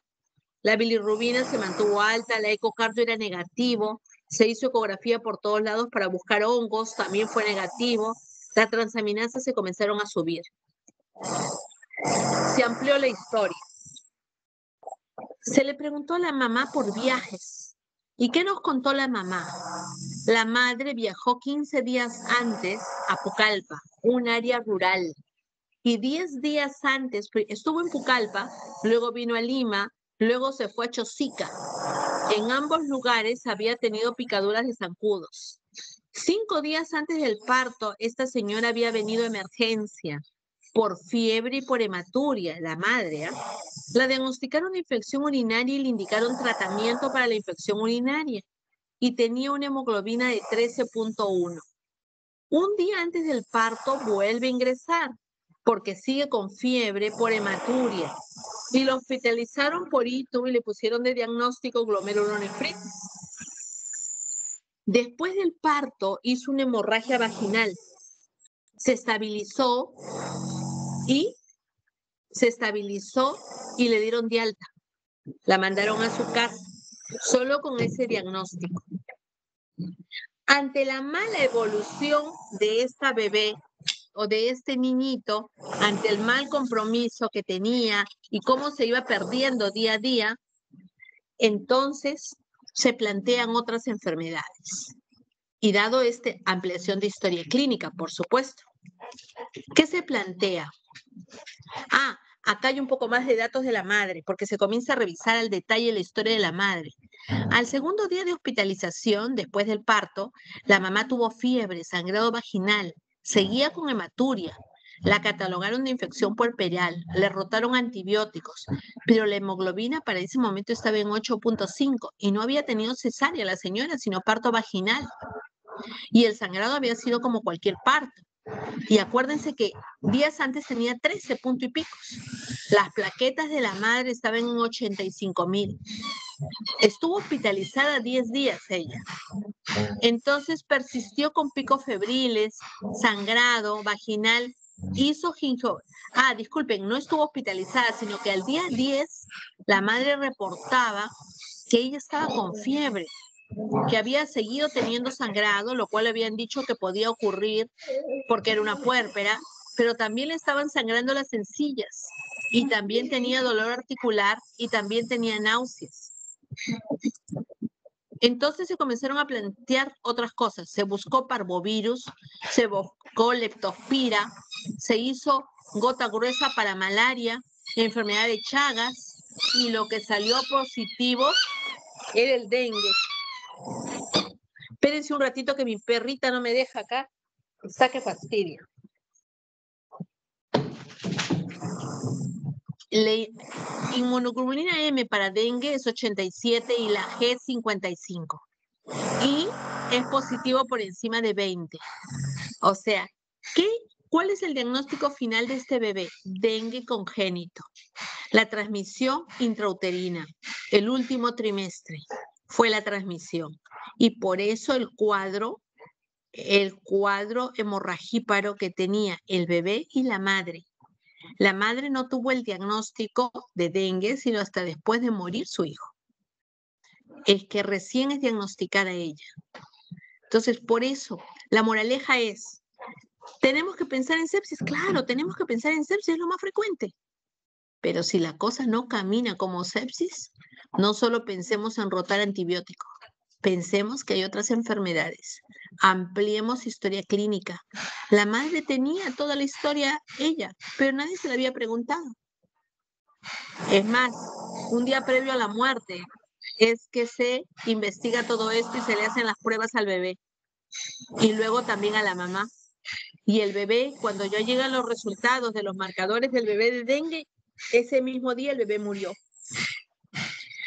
Entonces, esto es una arbovirosis de la familia Flaviridae, es un RNA de 4 serotipos. La población genera inmunidad contra la enfermedad en los primeros años de vida, en los países tropicales y subtropicales donde esto infecta a mucha gente, pero en nuestro país no es tanto así. Y esta mujer no es una pobladora de selva, es una mujer de Lima que se fue a un paseo vacacional a Pucallpa, que se quedó ahí unos días, que viene y se va a otro paseo a Chosica. Y entonces en ambos lados tenemos dengue. Las embarazadas cuentan con inmunidad contra los 4 serotipos, Por eso cuando el bebé nace, tiene anticuerpos para los 4 serotipos, lo que protege durante los primeros meses de vida, siempre y cuando haya habido el tiempo para que la mujer haya hecho este tipo de defensa, o sea, si ella tuviera tenido dengue antes de embarazarse. Estas son las zonas de riesgo de dengue para el 2008. Miren, y somos zona de dengue, casi como todo Centroamérica, como Brasil, etcétera. Todo lo de la línea ecuatorial para abajo, ¿no? La OMS calcula que cada año se producen entre 50 millones a 100 millones de infecciones por este virus en el mundo. En el 2010, más de 2.3 millones de personas fueron infectadas por dengue y se notificaron 1.6 millones de casos tan solo en América. 49.000 fueron dengue grave. Son pocos los casos reportados en la etapa neonatal, pero existen. El vector principal es el Aedes aegypti. Se transmite por picadura de mosquitos hembra infectados. La incubación es de 4 a 15 días. Por la historia del natural, en este caso de la señora, la infección ocurrió aproximadamente después de unos 6 o 7 días de incubación. El mosquito puede transmitir el agente patógeno durante toda la vida del mosquito, ¿no?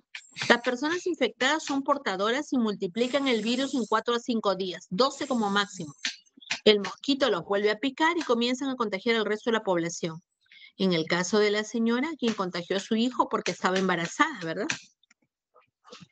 Entonces, la transmisión vertical ocurre en la primoinfección, con alguno de los 4 serotipos. Y sobre todo, el contagio es en los últimos días del embarazo.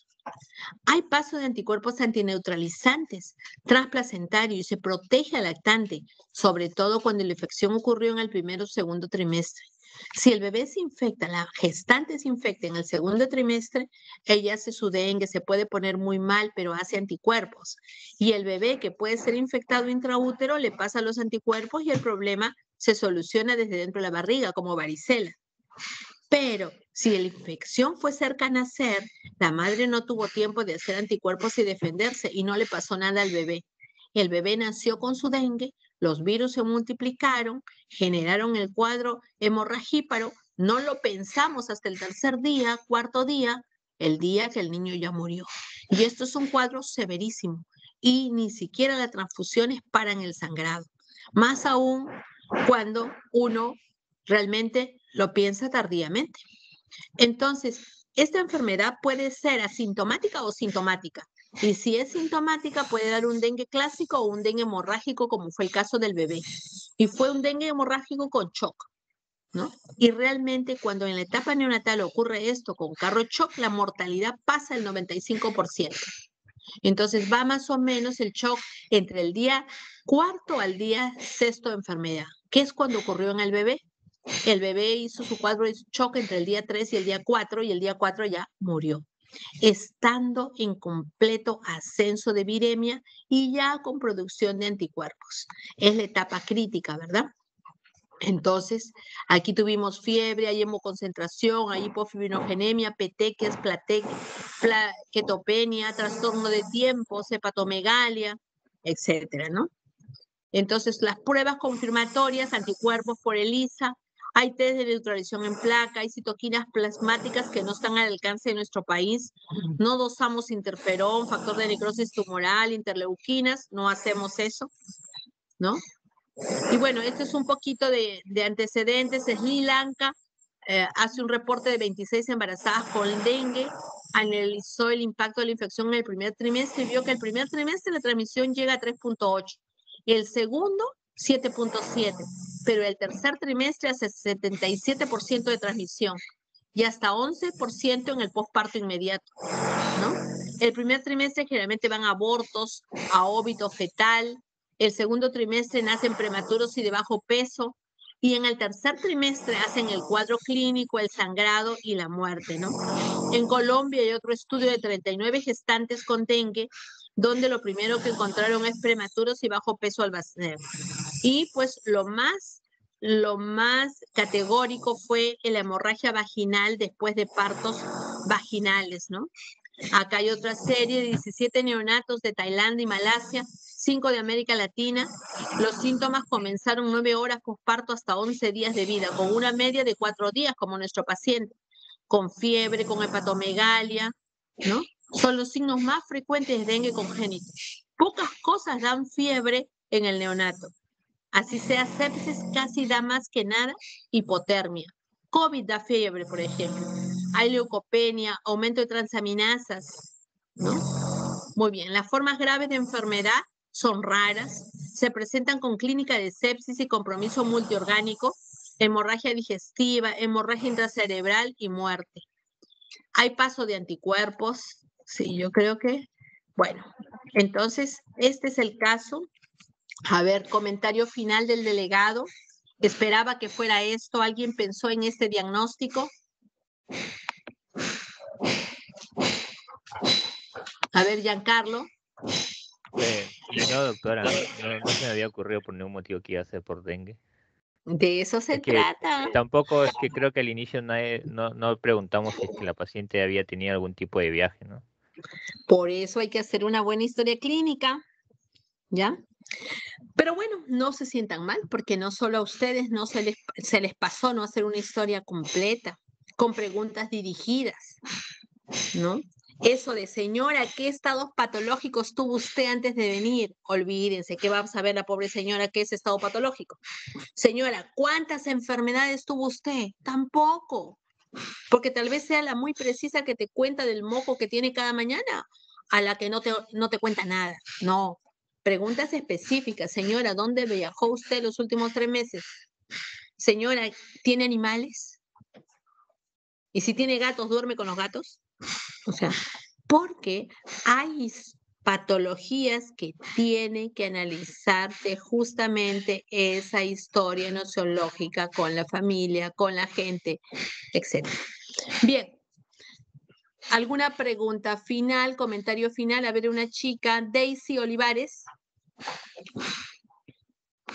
Opinión, comentario, ¿te esperabas esto, no te esperabas esto? ¿Qué te llevas para casa? Sí.